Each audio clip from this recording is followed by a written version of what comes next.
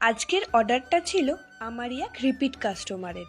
তার হাজবেন্ডের জন্মদিন উপলক্ষে সে কেকটি অর্ডার করেছিল। দিদি একটা থিম পাঠিয়ে বলেছিল ওরম টাইপের করে দিতে। কীরকম কি হবে দিদি বলে দিয়েছিল। কিছু কিছু অর্ডারের কাজ নিজের লাইফেও ফার্স্ট হয়, যেমন আজকের এই কেকটি। এখানে দিদির কথা মতো দুটো ফ্লেভার ইউজ করেছি, ভেতরটা মিল্কি ফ্লেভার আর ওপরটা এরম নলেন গুড়ের। ফার্স্ট টাইম এরম টাইপের একটা কেক করে আমিও বেশ খুশি হয়েছিলাম। পুরো যেন মিষ্টির ভান্ডার। আর এই ফ্লেভার কম্বিনেশনটা কেমন লাগবে তাও জানা ছিল না, কিন্তু যখন দিদি পরের দিন রিভিউ দিল, সাথে আরও একটা কেকের অর্ডার দিল, তখন বুঝলাম কেক আমার হিট করে গেছে।